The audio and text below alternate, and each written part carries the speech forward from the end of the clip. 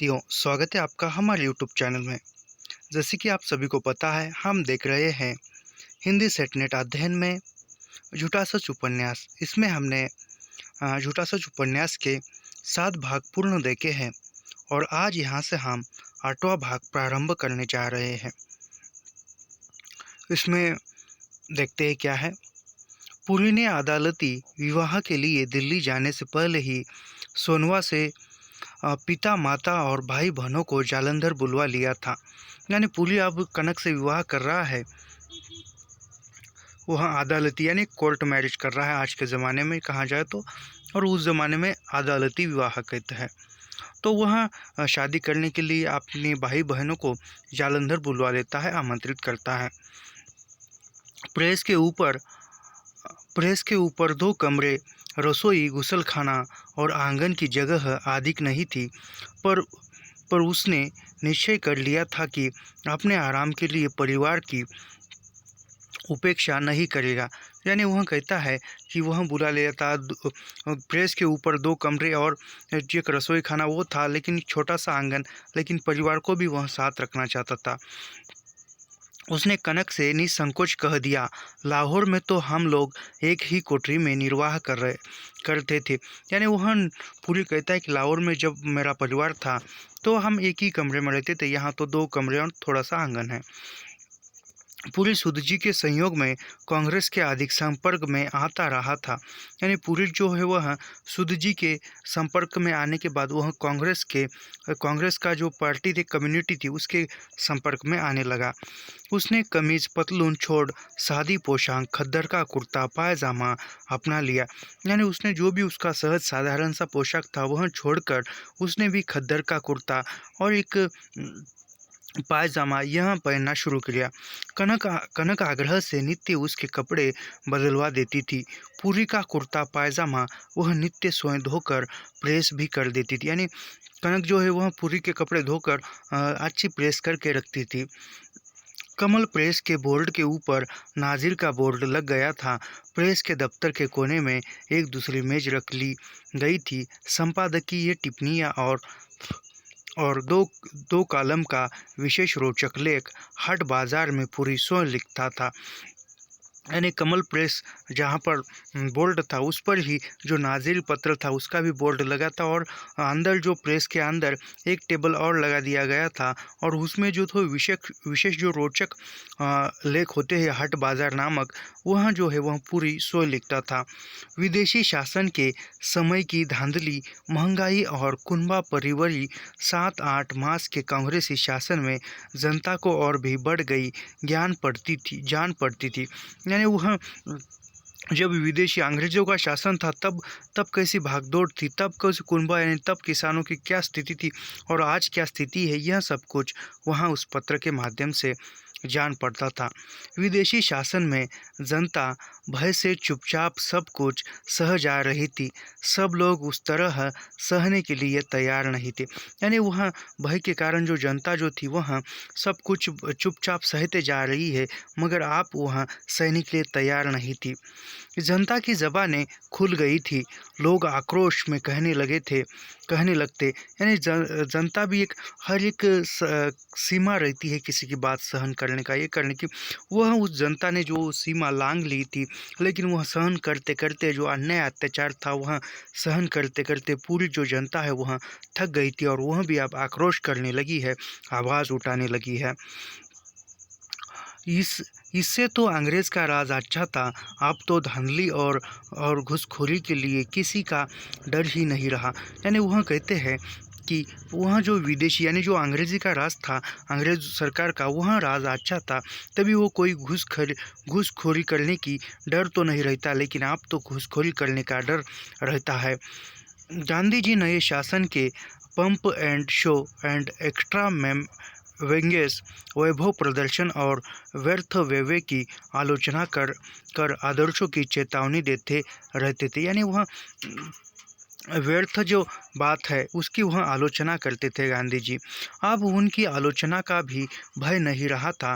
पूरी ऐसे प्रसंगों पर तीखे विद्रूप लिखता था। यानी पहले कोई विरोध करता था तो गांधी जी उन पर व्यंग कसते थे, व्यंग भरे शब्दों से उसका विरोध करते थे।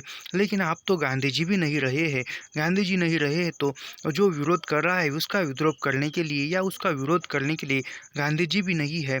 तो वह पूरी जो है ऐसे विरोध करने वालों को तीखे व्यंग भरे शब्दों से विद्रूप लिखता था, यानी उसके विरोध में लेख लिखता था।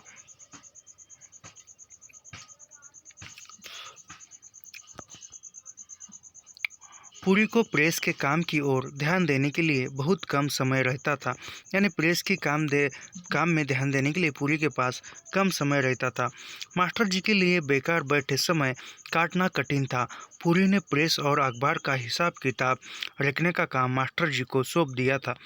यानी मास्टर जी के पास भी जो वह बेकार समय रहता था, वह खाली ही बैठते थे। तो पुरी ने जो अपने अखबार का हिसाब किताब देखने का काम मास्टर जी को सौंप दिया था। अंग्रेजी पत्रों से लिए अंशों के अनुवाद का काम कनक करती थी।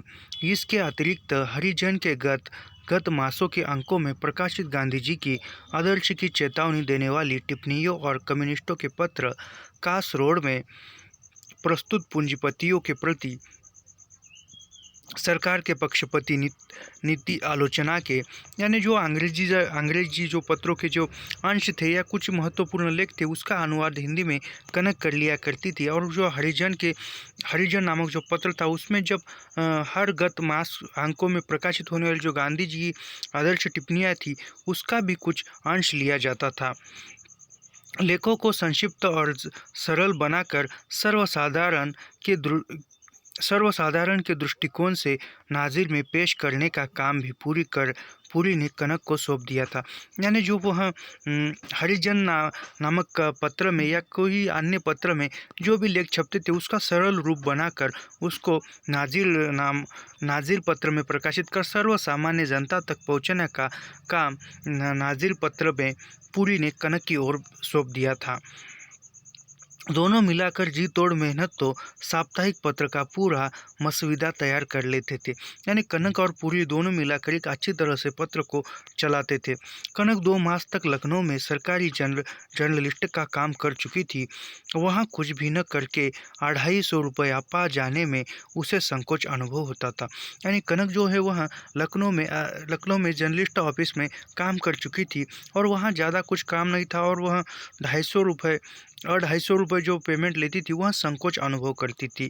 जालंधर में दिन भर परिश्रम करने पर भी उसके नाम कोई वेतन न था। यानी जालंधर में उसके पत्र में नाजिर पत्र में काम करने के बाद कोई वेतन न था। बृहस्पति की रात नाजिर का अंतिम फॉर्म छप जाता था। यानी बृहस्पति यानी गुरुवार के रात नाजिर का जो अंतिम पन्ना है वह छप जाता था। शुक्रवार को वह पूरा अंक देख जाती। यह संतोष और गर्व ही उसका वेतन था।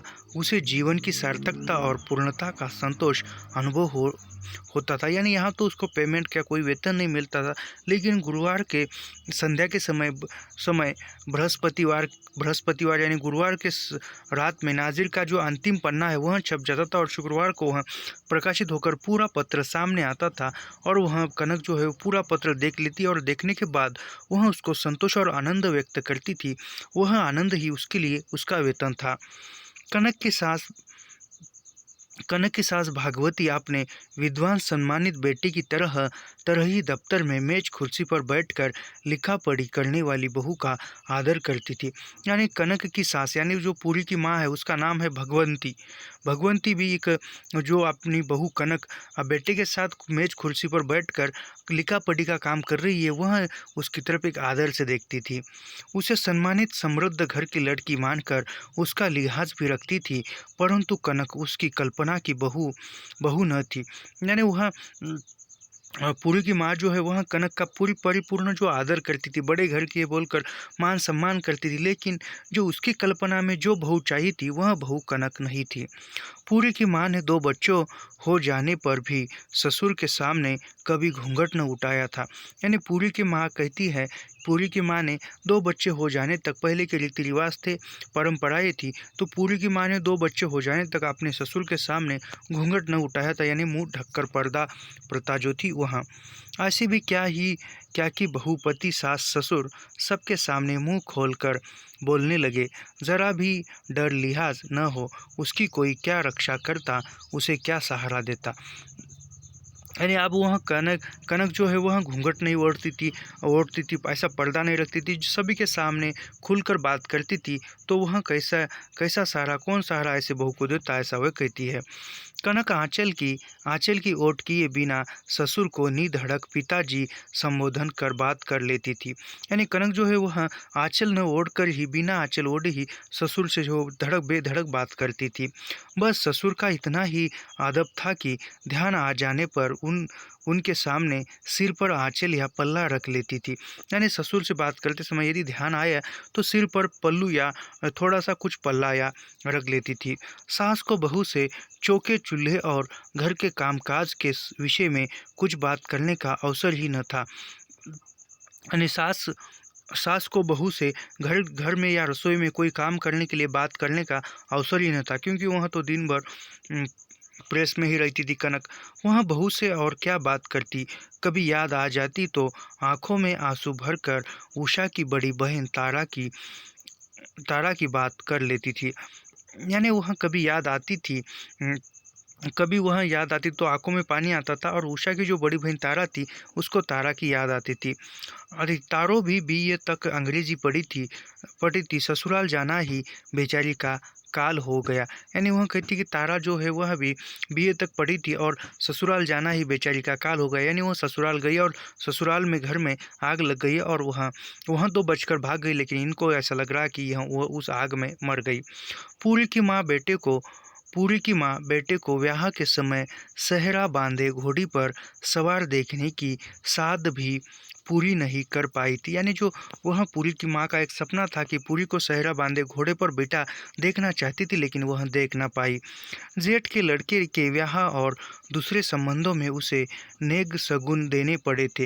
यानी उसके जेठ यानी पति के बड़े भाई के लड़के की जब शादी हुई थी, उसके शादी में उस पूरी की माँ को, भगवंती को, कुछ नेक शगुन और वह देने पड़े थे। जब उसका लेने का समय आया तो बहू ऐसे चुपचाप आ बैठी जैसे कोई संबंधी मेहमान आ गए हो। यानी अब उसने तो सभी की शादियों में पूरी की माँ ने जो भी गिफ्ट दिए हैं, शगुन दिए हैं, लेकिन अब इसका शगुन लेने का समय आया है तो उसकी शादी जो है ऐसी अदालत में हुई है, कोर्ट में हुई है, और वह उसकी बहू तो एक मेहमान की तरह चुपचाप आई है। इसके लिए भगवंती कनक को ही उत्तरदायी समझती थी। यानी वह सब कुछ जो जिम्मेदार और जो कारण हुआ है उसके लिए वह कनक को ही जिम्मेदार समझती थी। दिल्ली में पंडित गिरधर लाल जी की अवस्था और परिस्थितियों के कारण पिता के घर से कनक की विदाई बहुत संक्षिप्त हुई थी। यानी गिरधर लाल की बेटी जो कनक थी और उसकी अवस्था और परिस्थिति के कारण जो विदाई होते समय कनक को बहुत संक्षिप्त, यानी कुछ हल्की फुल्की छोटी सी, ज़्यादा को दहेज वो नहीं दिया था। वैसा ही संक्षिप्त स्वागत ससुराल में हुआ था। यानी ससुराल में भी वैसा ही संक्षिप्त स्वागत हुआ था। माई हीरा गेट से सरदार मेहर सिंह और लाला कृपाराम के घर की स्त्रियां और गली में बस गए परिवारों की 4-5 स्त्रियां बधाई और शगुन देने आ गई थी। यानी जो आसपास की ही जो है माई हीरा गेट से सरदार मेहर सिंह और लाला कृपाराम के घर की स्त्रियां कुछ थोड़ी ही स्त्रियां उसको शगुन देने या भेंट करने के लिए आई थी। केवल इतना ही उल्लास और समारोह हुआ कि उषा उत्साह उमंग वश न कर पाई तो पड़ोस से अपनी समवयस्क 3-4 लड़कियों को बुला लाई। यानी इतना ही हुआ, और फिर जो उसकी जो उषा नामक जो बहन थी उसने भी 3-4 लड़कियों को बुला लाया।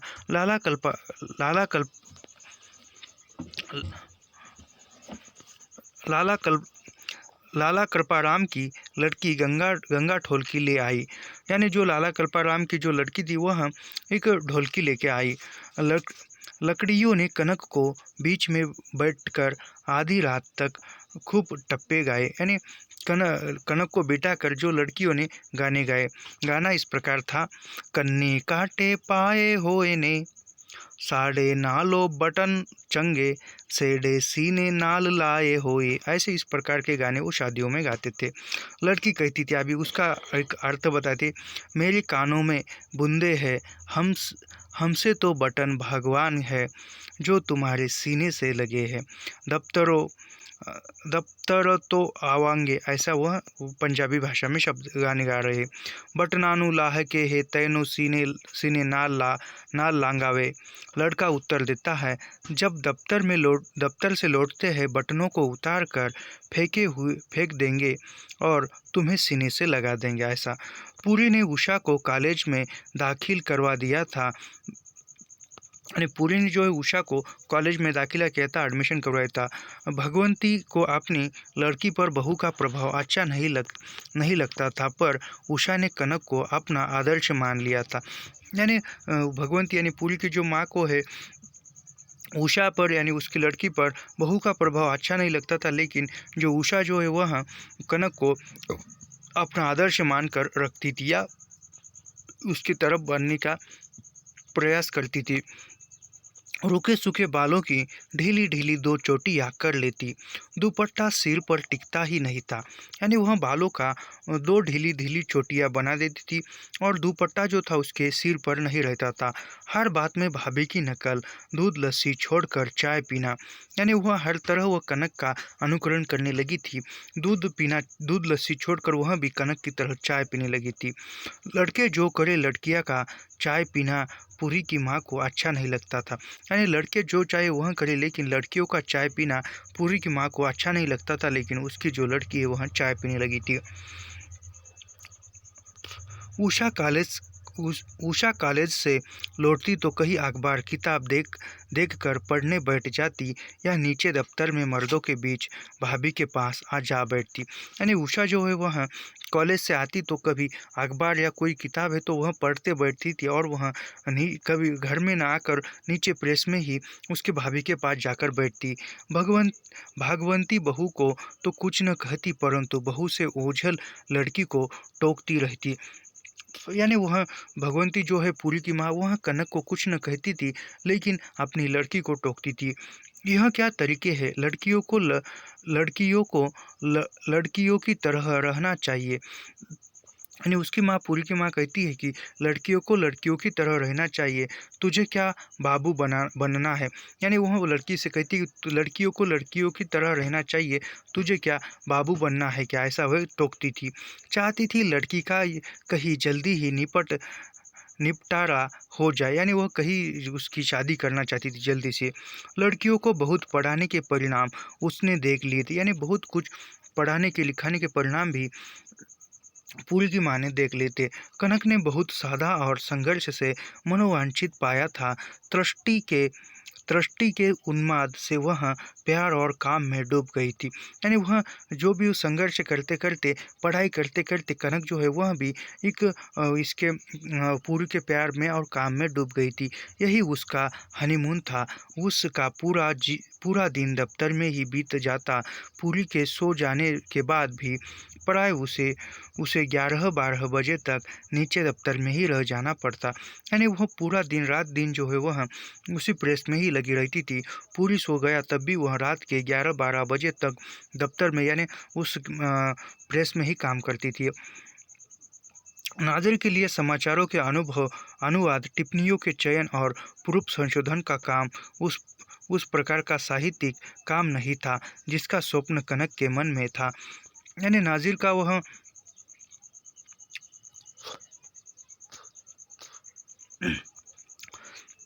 नाज़िर का जो संशोधन करना या टिप्पणियों का संशोधन करना, चयन करना, जो जिस प्रकार साहित्यिक काम था उस प्रकार का साहित्यिक काम करने की रुचि कनक में थी, उस प्रकार का साहित्यिक काम यह नहीं था। ऐसा काम जिसे मन की उमंग कराती है। कनक को याद आ जाता आसिल ने ठीक कहा था, अखबार यह तो कारखाने का रूटीन है। कनक उस काम में रुचि का आकर्षण न होने पर भी कर्तव्य को उत्साह से आधी आधी रात तक निभा रही थी। यानी वह जो है वह उसकी रुचि नहीं थी, फिर भी वह कर रही थी काम। रुचि नहीं थी, फिर भी वह आधी-आधी रात रात तक उस नाज़िर पत्र का काम करती थी। गर्मी के कारण पूरी और कनक की खाटें ऊपर की छत पर डाल दी गई थी। यानी गर्मी बहुत थी और तो ऊपर के छत पर उन दोनों की खाटें थी, चारपाइयाँ थी। वह नीचे प्रेस में गर्मी और थकावट से चूर होकर ऊपर आकाश की शीतलता के नीचे नींद में बेसुध पूरी के गले पे बाहें डाल देती। यानी वह दिन भर जो है वह दिन भर और आधी रात तक गर्मी में नीचे प्रेस में बैठकर काम करती थी और शाम में रात हो जाने के बाद एक आकाश की ओर देखकर पूरी की बाह में सो जाती। थके हुए पति की नींद तोड़ने में संकोच होता, पर उसके थके हुए मस्तिष्क को तुरंत नींद नींद न आ पाती। यानी वह थके हुए पूरी को उठाना नहीं चाहती थी, लेकिन वह यह भी थक जाती थी, लेकिन इसके मस्तिष्क में जल्दी नींद न आ पाती। प्यार का आवेग रुक न पाता। केवल वही पति की नहीं थी, पति भी तो उसका था। यानी केवल यहाँ ताराएं कनक ही पूरी की नहीं थी, पूरी भी कनक का था, ऐसा वह कह रही है। कनक ने चाहने पर भी पूरी को जगा देती। वह बाद में पूरी की खिन्नता से पछताना पड़ता तो बहुत ग्लानि होती। यानी वह न चाहकर भी कनक जो है पूरी को जगा देती थी और वह बाद में पूरी जो है वह गुस्सा निकालता और वो खिन्नता से पछताना पड़ता। फिर पछताती कनक कि इसको मैंने क्यों जगाया, और फिर ग्लानि होती मन में, वह अपमानित होती। जुलाई में एक दिन प्रातः कनक की तबीयत ठीक न थी। चक्कर आ रहे थे और चेहरा पीला लग रहा था। यानी जुलाई माह में एक दिन सुबह के समय में कनक की तबीयत ठीक नहीं थी, चक्कर आ रहे थे और चेहरा भी पीला लग रहा था। पूरी ने उसकी नब्ज देखी, माथा छूकर देखा और माँ से कहा, अमृत धारा दे दो या डॉक्टर को बुलाकर दिखा दे। यानी पूरी ने उसके माथे को छूकर कहा कि अमृत धारा दे दो या डॉक्टर को बुलाकर दिखा दो। माँ ने पूरी की बात पर उपेक्षा प्रकट कर दी। ऐसी क्या बात है, सब ठीक हो जाएगा। यानी माँ जो है वह उपेक्षा प्रकट करते हुए कहती है कि ऐसी क्या बात है डॉक्टर को बुलाने की, ठीक हो जाएगा। माँ को बहू के प्रति लड़की की इतनी चिंता भली नहीं लग रही थी। बहू की हालत क्या उन्हें नहीं नहीं दिख रही थी। यानी जो पूरी का जो पूरी कनक के बारे में जो सोच रहा था, जो चिंता कर रहा था, वह माँ को अच्छी नहीं लगती थी, पूरी की माँ को, भगवंती को। और बहू की जो हालत है वह भी दिखती थी। सिर ही चढ़ा लेना हो तो दूसरी बात है। यानी सिर पर ही चढ़ा लेना है तो दूसरी बात है। पूरी का मन न माना। कुछ देर बाद उसने फिर कनक के पलंग पर झुककर पूछा, कैसी तबीयत है, डॉक्टर बुला लूं? यानी पूरी का मन रहा नहीं गया, उसके मन में चिंता हो रही थी। वह कनक के पास आता है और झुककर पूछता है कि कैसी तबीयत है, क्या डॉक्टर बुलाना है? कनक की तबीयत दोपहर तक काफ़ी संभल गई थी। उसने पूरी को पलंग की पाटी पर बैठा लिया और लज्जा कर बोली, माँ जी तो शायद कुछ और ही समझ रही है, शायद वही हो। यानी वह कनक जो है वह पूरी को पलंग की पाटी पर बिठाकर बोल रही है कि माँ जी, यानी उसकी सास जो है, पूरी की माँ जो है वह दूसरा ही समझ रही है और वह शायद सही हो, ऐसा कहकर वह शर्मा रही है। पूरी ने चिंता और विस्मय प्रकट किया सोचकर बोला, ऐसा ख्याल है तो अस्पताल की डॉक्टर मिसेस मिसेस चानन्ना को दिखा लो। तो वो बोलती है, पूरी बोलता है कि ऐसी बात है तो जो अस्पताल की जो डॉक्टर है मिसेस चानन्ना, उनको दिखा लो। डॉक्टर कहते हैं ऐसी अवस्था में बहुत सावधानी से रहना चाहिए। फिर सोचकर कहा, अगर ऐसा है तो तुम्हारा बाहर आना जाना तो मुश्किल हो जाएगा, नाजिर का काम भी कैसे कर सकोगी? यानी पूरी कहता है कि ऐसी बात है तो नाज़िर बाहर निकलना और आना जाना तुम्हारा मुश्किल हो जाएगा, और फिर नाज़िर का काम भी करना है, वह कैसे कर सकोगी? ऐसा पूरी कनक को कहता है। पूरी दूसरे दिन कनक के लजाने पर भी उसे डॉक्टर मिसेज चानना के यहाँ ले गया। यानी वह कनक न इनकार कर रही थी, फिर भी पूरी उसको डॉक्टर चानन्ना के पास ले गया। मिसेज चानन्ना नाज़िर के संपादक से परिचित थी। यानी मिसेस चानन्ना जो थी वह संपादक, यानी वह पूरी से परिचित थी। यह सुनकर कि कनक भी संपादन में सहायता दे रही थी, डॉक्टर ने उससे सहेली की तरह लिया। यानी उसने यह भी सुना था कि कनक जो है वह भी संपादक की तरह काम कर रही है, तो उसने एक सहेली की सहेली की तरह उसको अपना लिया। कनक को डॉक्टर ने उसकी परीक्षा परीक्षा कर कई बातें पूछी और आत्मीयता से कहा, तुम भी क्या हो, ब्याह को 4 महीने नहीं हुए मुसीबत डाल ली। यानी वह कहती है कि कनक को जो भी वह परीक्षण है वह किया, और वो बोलती है कि तुम भी क्या, ब्याह को 4 महीने नहीं हुए और तुमने यह मुसीबत डाल ली। साल डेढ़ डेढ़ साल तो हंस खेल लेती, यानी वो कहती कि साल डेढ़ साल तो हंस खेल लेती, फिर तो यह होना ही है, यानी फिर तो यह होना ही है। पूरी जी कहते हैं, तुम बहुत अच्छी लेखिका हो, बहुत अच्छा संपादन करती हो, बस कर ली तुमने एडिटरी। यानी वह कहती है, पूरी जो कहते हैं कनक के बारे में, तुम बहुत अच्छी लेखिका हो, बहुत अच्छा लिखती हो, और तुमने तो इतनी जल्दी ही एडिटरी कर ली। बंदरिया की तरह चिपकाए दफ्तर में बैठोगी, पहले ही हफ्ते में यह हाल है तो दफ्तर में कैसे काम करोगी।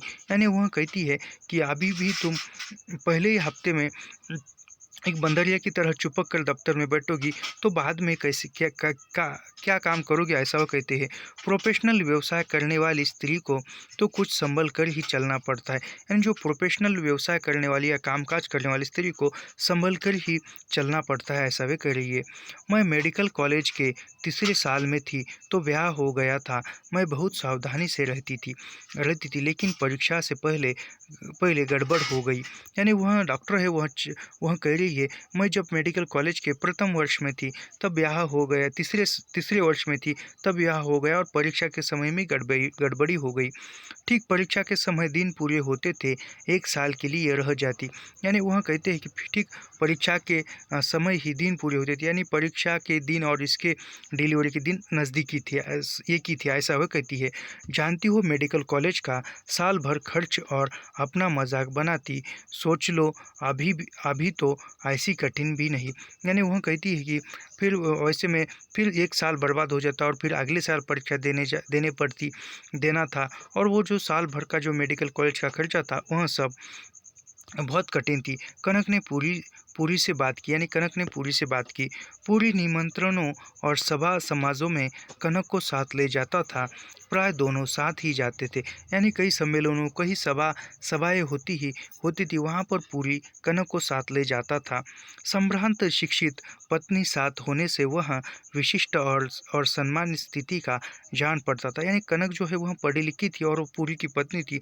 पढ़ी लिखी पत्नी साथ होने पर वह पूरी का जो है हर स्थिति में सम्मान पड़ जाता था। एक नाजिर में भी कनक के सहयोगी आवश्यकता थी। अन्य सहायक रखने का मतलब 125 रुपये का खर्च था। यानी अन्य किसी को काम पर रखना, यानी कुछ 125 रुपये का खर्च था, क्योंकि उसको तो पैसे देने पड़ते थे, और पूरी कनक जो है वह घर की थी तो उसको पैसे देने की आवश्यकता नहीं थी। पूरी को इतनी जल्दी पिता के पद से सम्मानित हो जाने की भी इच्छा नहीं थी। यानी पूरी को इतनी जल्दी पिता के पद, यानी इतनी जल्दी वह पिता बन जाए, इसकी कोई इच्छा भी नहीं थी। कनक को गोद में छोटे से प्यारे बच्चे की कल्पना से तो पुलक अनुभव हुआ, परंतु पति की संगति और काम में संयोग का अवसर खो देना अच्छा नहीं लगा। यानी कनक को बच्चे को गोद में लेना या उसको खिलाना यह भी अच्छा लगा, लेकिन पति से अ, पति के काम में सहयोग न देना या मदद न कर पाना, यह उसको बुरा लग रहा था। कनक की तबीयत बिल्कुल ठीक हो गई तो माँ ने मुँह फुला लिया। नए ज़माने के पापों के परिणाम की आशंका में भगवान को स्मरण करने लगी। यानी वह कहती है कि पूरी की माँ और कनक की सास, वह कहती कि कनक की तबीयत ठीक हो गई और फिर उसने मुंह फुला लिया। कहती है कि नए ज़माने के पापों के परिणाम की आशंका में भगवान को स्मरण करने लगी। यानी वह कहती है कि जो नए ज़माने के जो पाप है उसके आशंका में भगवान को स्मरण कर। उषा को कनक से चिपटते देखती तो डांट देती, तुझे कोई काम नहीं है, घर का भी कोई काम सीखोगी या सदा माही मुंडा लड़का सी लड़की बनी रहेगी। यानी वह उषा को डांटती थी, क्या घर के काम में भी मदद कर, घर के काम में भी ध्यान दे, ऐसा वे कहती थी, या तू लड़की है लड़का नहीं है, ऐसा वह कहकर टोक देती थी, ताने मारती थी। पूरी नाजिर के संपादन के लिए सोए आपने या कनक के लिए भी सूद जी से किसी तनख्वाह की चर्चा नहीं की थी। यानी पूरी ने नाजिर के संपादन में किसी पूरी सूद जी के पास से कोई तनख्वाह या मूल्य लेने की बात नहीं की थी। बिना किसी चर्चा के प्रेस और अखबार भी पूरी के थे। यानी कोई चर्चा नहीं की थी, कोई नहीं थी, फिर भी जो पूरा प्रेस और जो अखबार था वह पूरी का ही था। वह सोए अपने आप को क्या तनख्वाह देता देता 3 मास में नाजिर की जनप्रियता बढ़कर उसकी साख जमने लगी थी। यानी वह 3 महीने ही हो चुके थे। नाजिर का पत्र जो है वह निकला था और उसकी जो लोकप्रियता है उसने उसने लोगों ने जो प्रियता से देखा है, जो प्यार दिया है, स्नेह दिया है, वह उसमें खुश था। यानी एक अच्छे ऊंचाई पर वह पत्र गया था। परंतु पत्र में विज्ञापन नाम मात्र ही थे। अधिकांश में काम प्रेस की आमदनी से ही चल रहा था। यानी उस पत्र में विज्ञापन जो है कुछ गिने चुने ही आते थे, थोड़े से आते थे, और अधिकांश जो भी खर्चा होता था वह खुद से ही पैसों से ही चलता था। प्रेस का काम देखने और प्रेस में काम लाने के लिए पूरी के पास समय न था। यानी वह प्रेस का काम देखने और प्रेस में काम लाने के लिए पूरी के पास समय ही नहीं था, क्योंकि वह पूरा जो है वह पत्र पर लक्ष्य था।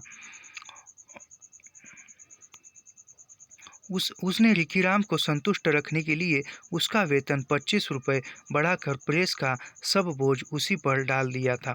यानी वह रिकीराम का जो वेतन था उसने 25 रुपये बढ़ा दिया और सब कुछ जो काम का जो बोझ था प्रेस का वह रिकीराम पर डाल दिया। सावधानी के लिए रोकड़ हिसाब और प्रेस की दूसरी बातों पर मास्टर जी भी नज़र रखते थे।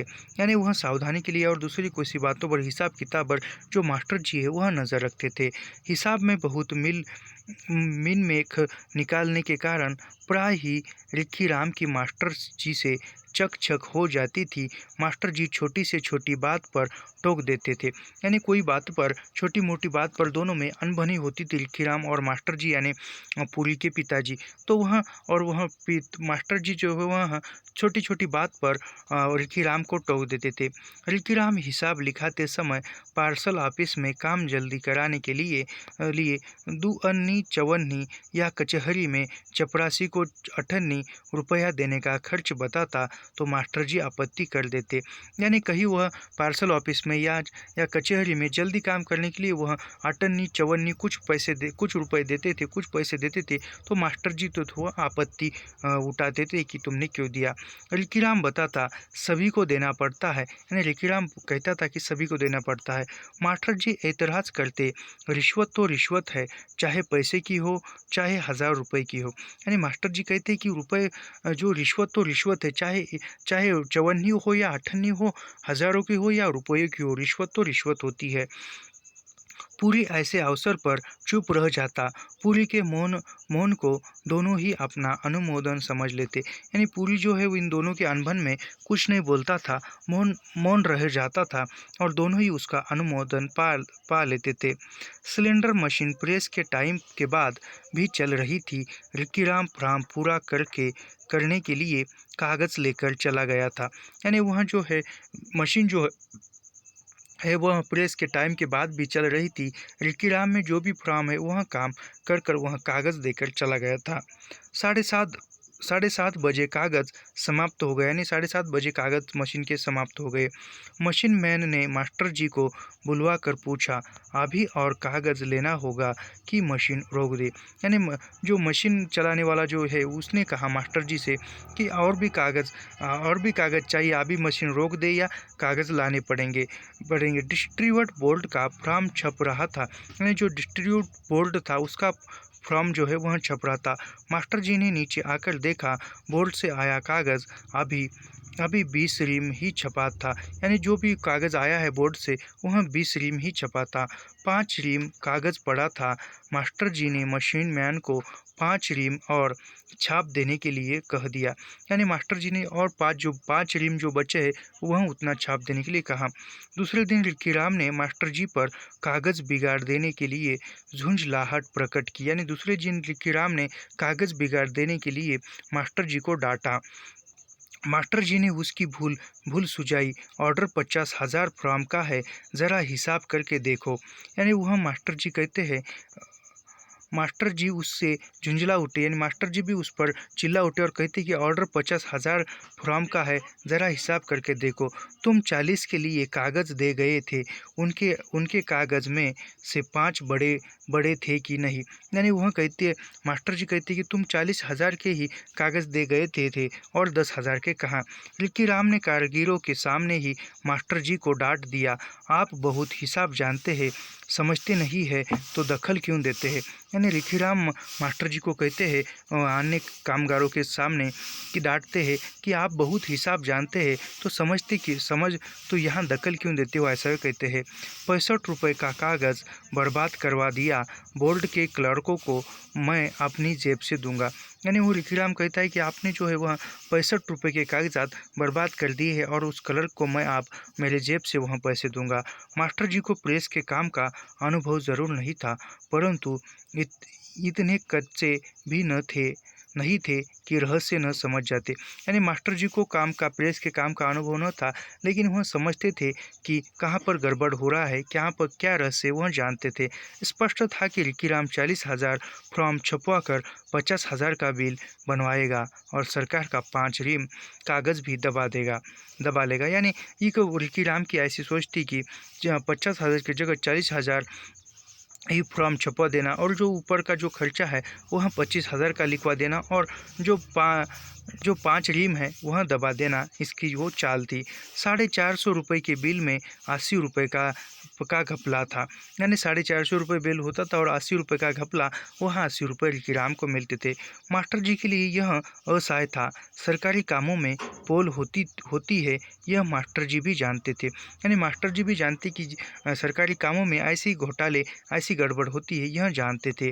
उनके बड़े भाई राम जोया क्या करते थे उसका कुछ आभास उन्हें था, परंतु वह इसे पाप पाप समझते थे। यानी वो जो राम जोया है वह करते थे, लेकिन मास्टर जी थे ऐसे काम करने के लिए वह पाप समझते थे, गलत समझते थे। अब तो अपनी सरकार थी, उनके उनके उपकारक सूद जी सरकार में पार्लियामेंट्री सेक्रेटरी थे, अपनी सरकार के साथ धोखा। यानी वह कहते कि आप मास्टर जी, आप तो हमारी सरकार है और सूद जी जो है वो पार्लियामेंट में सेक्रेटरी थे, तो वह अपनी खुद के सरकार के साथ धोखा कैसे कर सकते थे। पूरी नाजिर में रिश्वत और धांधली के विरुद्ध आवाज़ उठाता था। यानी नाजिर पत्र के साथ कोई धांधली या विरुद्ध कोई उसका रिश्वत की बात होती तो पूरी आवाज़ उठाता था। मास्टर जी को गर्व था कि उनका योग्य पुत्र सत्य और न्याय के लिए लड़ रहा था। यानी मास्टर जी को गर्व होता था पूरी पर कि पूरी जो है वह सत्य के लिए और न्याय के लिए लड़ रहा था। वह अपने आदर्श के लिए एक बार नौकरी पर भी लात मार चुका था। यानी वह पूरी जो है एक आदर्श पाने के लिए, खुद का सम्मान बचाने के लिए उसने एक बार नौकरी भी छोड़ दी थी विभाजन से पहले, और तभी वह विभाजन की स्थिति उत्पन्न हुई। मास्टर जी ने रिकीराम की बेईमानी और सबके सामने उनका अपमान कर देने की शिकायत बेटे से की। यानी मास्टर जी ने रिकीराम ने उसकी बदनामी और सबके सामने डांटने की शिकायत पूरी से की। पूरी ने सब कुछ सुनकर उन्हें इस विषय में चुप रह जाने के लिए कह दिया। यानी पूरी ने सब कुछ सुन लिया और चुप रहने के लिए कहा। मास्टर जी बेटे की योग्यता का बहुत आदर करते थे, उसे अपने से अधिक विद्वान बुद्धिमान समझते थे, परंतु इस विषय में चुप न रह सके, आत्मसम्मान का प्रश्न था। यानी मास्टर जी पूरी को, यानी उसके बेटे को, वह आदर सम्मान और बुद्धिमानी समझते थे, लेकिन इस मामले में वह चुप नहीं बैठे क्योंकि खुद के आत्मसम्मान का प्रश्न था। वह सबके सामने बोल पड़े, अखबार में तुम क्या लिखते हो, तुम्ही ने लिखा था सरकार का रुपया जनता का रुपया है। यानी वह सबके सामने पूरी को बोल रहे हैं उसके पिताजी, तुमने ही अखबार में लिखा था समाचार पत्र में कि सरकार का जो पैसा है वह जनता का पैसा है।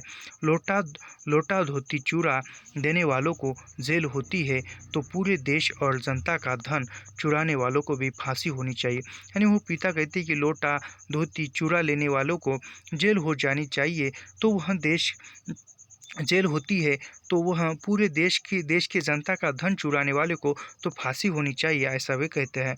पूरी पिता की व्यवहारिक बातों से चिढ़ गया। सब लोगों के सामने उनका ऐसे बोलना उसे अच्छा नहीं लगा। यानी पूरी जो है वो पिता की बात सुनकर थोड़ा-सा चिढ़ गया और सबके सामने ऐसा बोलना उसको अच्छा नहीं लगा पूरी को।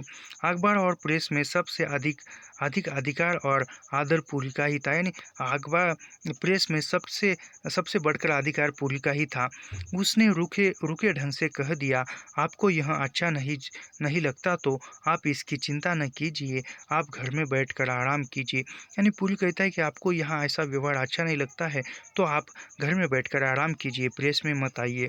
पूरी का पिताजी को धमका देना कनक को बहुत बुरा लगा। यानी पूरी ने अपने पिताजी को धमका दिया था कि प्रेस में मत आइए, ऊपर घर में ही बैठ कर रहिए, तो वह कनक को बुरा लगा था।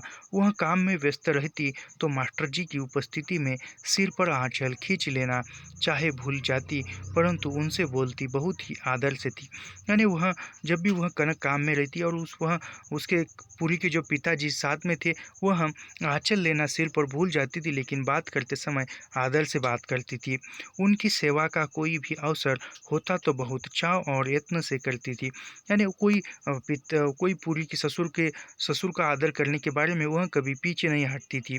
कनक को उनकी बात भी उचित उचित जची। हाँ, सब लोगों के सामने उनका पूरी के विरुद्ध बोल देना मुनासिब न था। यानी ससुर की बात का भी उसको बुरा लगा, वह भी उसकी बात का ही समर्थन करने लगी कि सबके सामने पूरी को डांटना भी अच्छा न था। फिर भी वे पिता थे, कनक मन मार कर रह गई। यानी फिर भी वह पिता थे ऐसे सोचकर कनक कुछ न कर सकी, मन को खुद के विचारों को दबाकर रह गई चुपचाप। उस संध्या मास्टर जी ने भोजन से अनिच्छा प्रकट कर दी। पूरी ने अपने रूखेपन के लिए खेद प्रकट कर सफाई दी। यानी वह मास्टर जी नाराज थे तो शाम के समय में उन्होंने भोजन नहीं किया और पूरी ने भी जो हुआ उसके लिए माफ़ी मांगी और खेद प्रकट किया, दुख व्यक्त किया। मुझे स्वयं ऐसी बात से बहुत ग्लानि होती है, परंतु दफ्तर के अकाउंटेंट की न सुने तो वह काम दूसरे को दे देगा। यानी वह कहता है पूरी कि मुझे भी बात बात बुरी लगी, लेकिन सोई को भी मुझे बात बुरी लगी, लेकिन मुझे भी बहुत ग्लानि हुई, मेरा भी कुछ अपमान सा हुआ, लेकिन दफ्तर का जो अकाउंट था उसकी बात न सुनी तो किसकी सुनी, ऐसा वो कहता है। बिल में इतनी मीन में निकालेगा कि बरस बरस भर में भी पेमेंट नहीं हो सकेगी। यानी वह कहता है कि ऐसे ही वह चलता ही रहता है और फिर ऐसा होगा तो वह साल भर भी पेमेंट न हो सकेगी। मैं अकेला सदियों से लोगों के खून में समाई हुई बेईमानी को एकदम तो समाप्त नहीं कर दे सकता। यानी पूरी कहता है कि मैं अकेला तो जीवन भर जो लोगों के खून में बेईमानी है, रिश्वतखोरी है, भ्रष्टाचार करने वाले हैं, वो मैं अकेला तो जीवन भर एकदम यानी एक साथ उन सभी लोगों के लोगों में खून में समाई हुई बेईमानी या रिश्वतखोरी है समाप्त नहीं कर सकता। हम लोग गंदगी में पैदा हुए हैं तो कुछ तो गंदी हवा हवा निक, निक, निगलनी ही पड़ेगी। यानी यह जो वाक्य है परीक्षा में पूछे जाने योग्य है। हम लोग गंदगी में पैदा हुए हैं तो कुछ तो गंदी हवा निगलनी ही पड़ेगी। यानी वो कहते हैं पूरी जी आप कनक और उसके घर वालों को कि हम जिस बुरे माहौल में पैदा हुए हैं, बड़े हुए हैं, उस बुरे उत्पन्न में, लेकिन हमारी सोच अच्छी है, फिर भी कुछ बुराई का सहारा लेकर या कुछ तो बुराई हमारे अंदर भी पचानी पड़ेगी, तभी हम अच्छाई की ओर बढ़ सकते हैं, ऐसा वे कहते हैं। उसके विरुद्ध धीरे धीरे अवसर से ही लड़ सकते हैं। यानी पूरी कहते हैं कि लिखीराम के विरुद्ध या जो भी भ्रष्टाचारी है, जो भी घूसखोरी करता है, उसके विरुद्ध धीरे धीरे कदम बढ़ाना चाहिए, एकदम नहीं बढ़ा सकते। अखबार में अभी विज्ञापन भी नहीं है, प्रेस की आमदनी से सहारे हम धांधली और अन्याय के विरुद्ध आवाज़ तो उठा सकते हैं।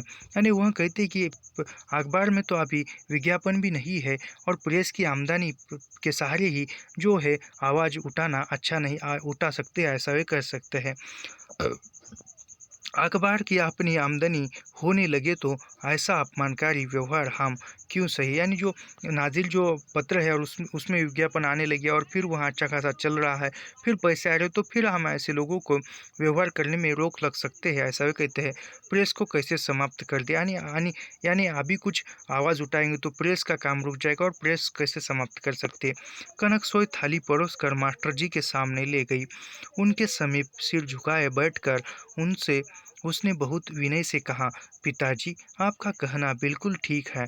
आप इस समय हम लोगों की बेबसी को क्षमा कर दीजिए। यह आप ऐसा नहीं होने देंगे।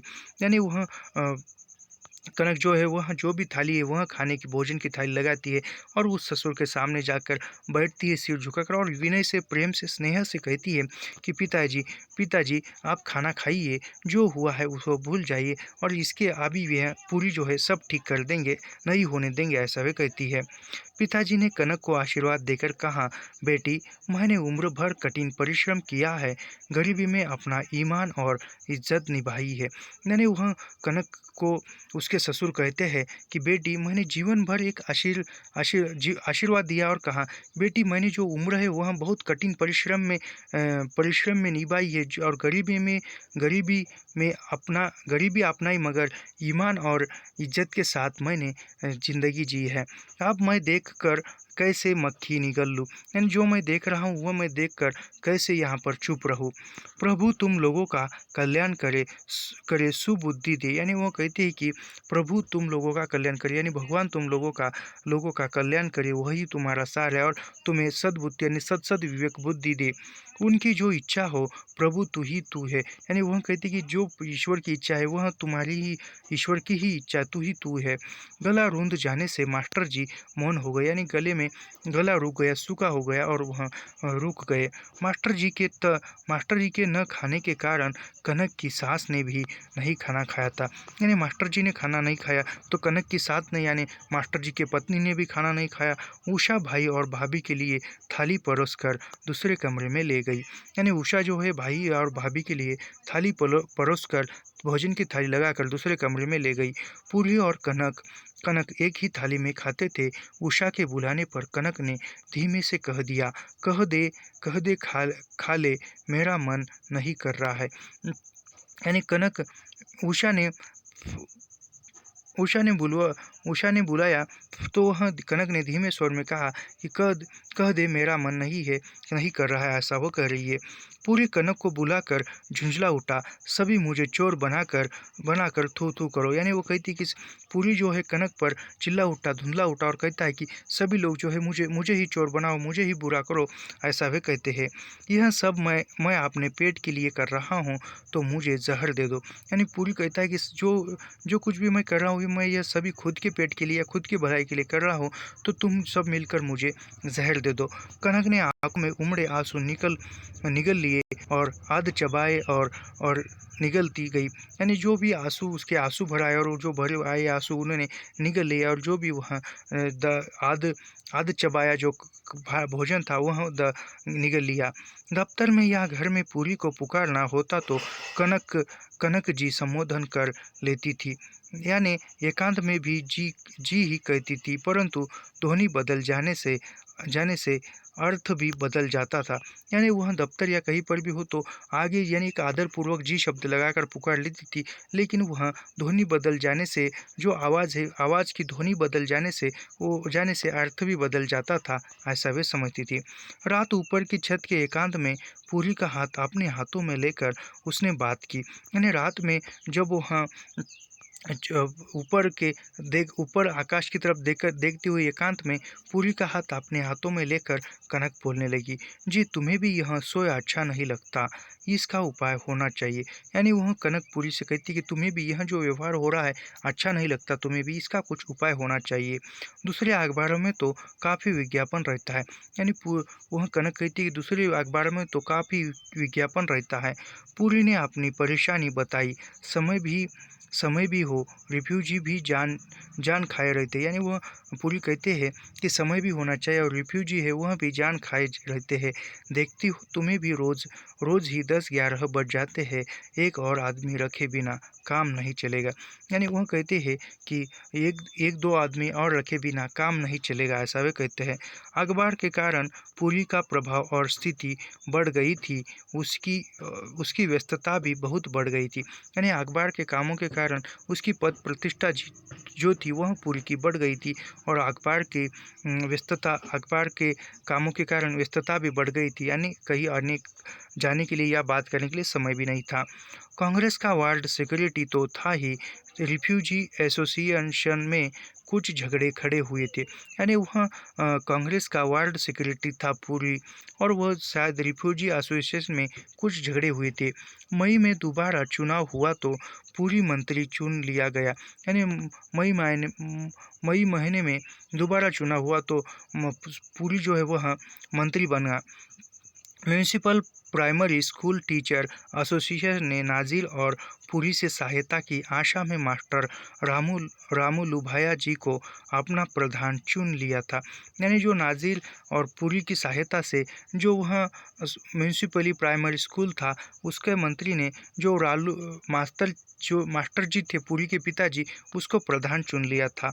मास्टर जी ने प्रेस के काम में अपना अपमान समझकर उस काम से हाथ खींच लिया था। यानी मास्टर जी ने अपमान समझकर वह काम छोड़ दिया था। वह अखबार का खाली बैठे समय बिताना उनके लिए कठिन था। यानी खाली समय बैठना उनके लिए कठिन था।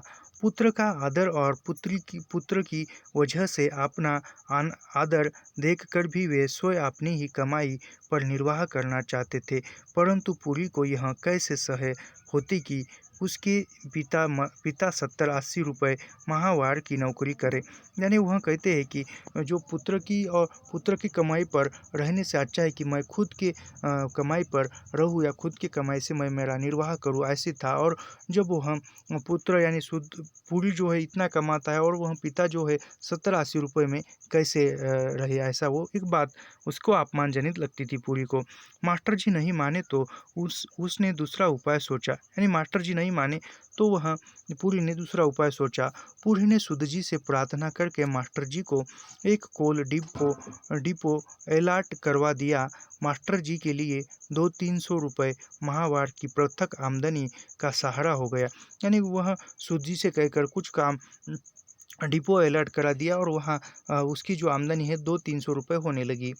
मास्टर जी को कोल डिपो के लिए जगह कमल प्रेस से 2 मील दूर रेल लाइन के पार बसी निगारखा में मिली थी। यानी वह बेचने के लिए वहाँ जो था जो कमल प्रेस था उसके 2 मील दूर रेलवे पटरी के लाइन के पास मिली थी। खुली जगह के साथ दो कोठरियाँ भी थी। यानी खुली जगह थी और उसके पास 2 कोठरियाँ भी थी। मास्टर जी सुविधा के विचार से वही बसी बस मास्टर जी अपने सुविधा के विचार से बसी निखारखा में ही रहना चाहते थे। यानी मास्टर जी वहीं पर रहना चाहते थे। कनक की सास भी यही चाहती थी। यानी कनक की सास भी वही रहना चाहती थी। कनक उनका आदर ज़रूर करती थी, परंतु कनक के प्रभाव से उषा बहुत सिर चढ़ने लगी थी। यानी कनक भी सास का आदर करती थी, लेकिन कनक के कारण यानी कनक के प्रभाव से उसकी बेटी जो उषा थी वह सिर पर चढ़ने लगी थी। माँ उषा को कनक के प्रभाव से दूर रखना चाहती थी। यानी माँ जो है वह उषा को अपनी बहू से दूर रखना चाहती थी कनक से।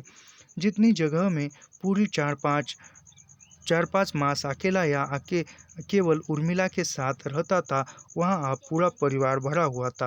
यानी जितनी जगह पर पूरी जो है वह 4-5 मास पहले अकेला रहता था या उर्मिला के साथ रहता था, अब उतनी जगह में पूरा परिवार बसा था। असुविधा उसे भी अनुभव होती। पूरी और कनक सौजन्य के नाते माता पिता को कई दिन तक प्रेस में रोके रहे। यानी वह कनक और पूरी वह एक सौजन्य के नाते एक काम ये होने के नाते उसको प्रेस में ही रोके लगे। आखिर एक दिन मास्टर जी प्रातः नाश्ते के बाद उषा हरी उनके छोटे लड़के और माँ को लेकर बसी निगार खां चले गए। यानी एक दिन सुबह के समय नाश्ता करने के बाद उषा, छोटा लड़का हरी और वह लड़के को लेकर सामान लेकर वह बसी निगार खां चले गए। पूरी की माँ के घर में रहते नौकर या रसोइया रखने का प्रश्न ही नहीं उठता था। यानी पूरी की माँ तो सब कुछ करती थी, तो घर में नौकर वो रखने की कोई आवश्यकता नहीं थी। उनके घर से जाते ही समस्या सामने आई, लेकिन वो घर से जाने के बाद समस्या आने लगी। कनक दफ्तर में अखबार का काम करती या रसोई चौके का। यानी कनक जो है वह प्रेस में काम करती या रसोई में घर में। पूरी ने उसे कह दिया था, जब तक नौकर नहीं मिलता खाना ढाबे से आ जाएगा। जा यानी वह पूरी ने कहा था कि जब तक नौकर नहीं मिलता तब तक खाना जो है वह ढाबे से बाहर से आएगा। खेमी थालियाँ लगवा कर ले आएगा, यानी खेमी जो है वो थालियाँ लगा कर ले आएगा। कनक 11:30 बजे दफ्तर का काम छोड़कर ऊपर चली गई थी, यानी कनक जो है वह 11:30 बजे दफ्तर का काम छोड़कर ऊपर चली गई थी घर में। इतने दिन ऊपर की 2 कोठरियों में इतने लोगों की भीड़ से कनक को स्थान की तंगी अनुभव होती थी, यानी इतने दिन वहाँ पर बहुत से लोग रहते थे, तो एक जगह की भी तंगी अनुभव होती थी। विशेषकर बरसात के समय अब ऊपर ऊपर कोई भी नहीं था, यानी विशेषकर बरसात के समय में बारिश गिरती थी और घर में भीड़, लोग रहने वाले ज़्यादा और जगह कम, तो ये होता था। अब तो जगह खाली थी क्योंकि ऊपर कोई नहीं था। जान पड़ा जैसे कठिनाइयाँ बहुत बड़ी बड़ी हो गई थी और खाली हो जाने के कारण धूप में बहुत अधिक गर्म और चौधिया रही थी, यानी वह बहुत कुछ काम करने के बाद थक गई थी और गर्मी हो रही थी। कनक को रसोई में पिछले दिन की बची जो सब्जी पड़ी मिली, झटझट कतर डाली, यानी जो पिछले दिनों की सब्जी कनक को मिली और उसने तुरंत वह काट डाली। चूल्हा सुलगा कर दे देख देगची चढ़ा दी और आटा गूंदने लगी, यानी उसने चूल्हा सुलगाया, चूल्हे पर जो ठिनगी लगाई और डेचकी यानी जो बर्तन सब्जी पकाने का वह उस पर रख दी और आटा गूंदने लगी। लाहौर में कनक के घर में रसोई माँ सोई संभालती थी, फिर भी घर में 2-2 नौकर रहते थे, यानी लाहौर में जब कनक थी उसके घर में सब कुछ रसोई का काम माँ करती थी, फिर भी 2-2 नौकर होते थे। माँ लड़कियों को सिखाने के लिए कभी कभी रसोई में बुला लेती थी, यानी कभी लड़कियों को खाना बनाना सिखाने के लिए माँ लड़कियों को रसोई में बुला लेती थी। पूरी रसोई का बोझ लाडली पूरी रसोई का बोझ लाडली लड़कियों पर कभी नहीं पड़ा था, परंतु नारी को रसोई की रसायन के ज्ञान का वैसे ही भरोसा होता है जैसे मछली को तैरने की शिक्षा पाए बिना ही किसी भी जल में तैर सकने का, यानी जिस प्रकार मछली जो है वह तैरना जन्मजात जन्म से ही जानती है, उसी प्रकार हर स्त्री का कर्तव्य, हर लड़की का कर्तव्य है कि वह रसोई का काम जाने, यानी रसोई में खाना बनाना जाने। जैसे कि मछली के बच्चों को तैरना कोई नहीं सिखाता, फिर भी वह हर पानी में तैरना जानती है, उसी प्रकार स्त्री को भी या लड़की को भी खाना बनाना या रसोई का काम कोई नहीं सिखाता, वह माँ के पेट से ही जन्मजात से ही वह सीखेगी, ऐसा वह था। पूरी पूरी बुलावा पाकर ऊपर गया तो रसोई से घी जलने की सुगंध आई, यानी पूरी को ऊपर बुलाया और पूरी ऊपर गया तो रसोई से घी जलने की सुगंध आई। पूरी उधर ही चला गया, देखा दोपहर की प्रखर गर्मी में कनक चूल्हे से समीप बैठकर परोठे बना रही थी, यानी दो ऊपर गर्मी में गया तो देखा तो कनक जो है वह पराठे बना रही है। चेहरा टमटमा कर जैसा लाल, माथे पर पसीने के मोती, गालों और कनपट्टियों पर पसीने की धाराएं, यानी उसका चेहरा पसीने से तरबदर हो चुका था। जो पसीने की बूंदें हैं वह माथे पर और जो धाराएं पसीने की थी वह गालों पर थी। कनक ने मुस्कुराकर कहा, यहाँ बहुत गर्मी है, थाली परोस देती हूँ, तुम कमरे में बैठकर खाओ। यानी कनक ने कहा कि यहाँ बहुत गर्मी है, मैं थाली लगा लेती हूँ, तुम कमरे में बैठकर खाओ। पूरी की स्मृति में याद कौंध गई। उर्मिला जोड़ों में कभी कभी सोए पकाती हुई उसे रसोई में ही बैठा कर खिलाती थी, यानी वो पूरी को याद आया कि उर्मिला जब खाना बनाती थी तो वह रसोई में ही उसको बिठाती थी। स्मृति को दबाकर पूरी ने प्यार की झुंझलाहट दिखाई। ओफ, तुमने तो हद कर दी, मैंने कहा था खेमी को भेजकर ढाबे से मंगवा लेना। यानी वह देखकर वह सब कुछ जो यादें हो यादों को दबाकर वह प्यार से झुंझला उठता है, प्यार से कहता है कि तुमने तो हद कर दी, मैंने तो सोचा था खेमी से कहकर ढाबे से ही खाना मंगवा, लेकिन तुमने बना दिया। कितनी परेशान हो रही हो, क्यों मेरे हाथ का बना नहीं खाओगे? कनक की आंखों में प्यार छलक गया, यानी वो प्यार से देखते हुए कह रही है, क्या मेरी हाथों से बना हुआ खाना नहीं खाओगे? तो अपने लिए भी परोस लो। यानी वह पूरी कहता है कि अपने लिए भी परोस लो, बस यह एक ही पराठा बाकी है, इसे उतार लो। यानी कनक कहती कि यह एक ही पराठा बाकी है, उसको उतारने के बाद वह करूँगी। पूरी रसोई की चौखट पकड़े पकड़े मुग्ध खड़ा कनक को देखता रहा। अंतिम परोठा भी थाली में आ गया। कनक चूल्हे से लकड़ियाँ खींच परात ढक चढ़ा बेलन उठाने लगी। यानी उसने जो भी है वह आखिरी पराठा हुआ, और आखिरी पराठा हो जाने के बाद सब कुछ सामान वह उसने अपनी अपनी जगह पर लगाया और वह थाली उठाकर कमरे में ले गया। आधे ही मिनट में पूरी फिर रसोई में लौट आया। आओ न कन्नी, क्या कर रही हो? यानी थाली उठाकर पूरी जो है वो बाहर गया और फिर वह लौट कर आया और कहता है कि आओ न कन्नी, क्या कर रही हो? कनक से आधे मिनट की दूरी भी उसे असह्य हो रही थी। यानी कनक की कुछ पल की दूरी भी उसको असह्य हो रही थी। हाय देखो तो पसीने से कैसी लथपथ हूँ। कनक ने पसीने शरीर पर चिपक गए थे। यानी वह कह रही है कि पसीने से इतना शरीर भीगा है, लथपथ हूँ और कैसे खाना खाऊं। शरीर पर 2 लोटे पानी डालकर धोती बदलूं। यानी वो कहती है कि मैं स्नान करके फिर खाना खाऊंगी। तो आज के वीडियो में इतना ही। ऐसे ही लाइन टू लाइन, पंक्ति दर पंक्ति अध्ययन करने के लिए हमारे चैनल को सब्सक्राइब कीजिए, लाइक कीजिए और शेयर करना मत भूलिए। मिलते हैं अगले वीडियो में। धन्यवाद।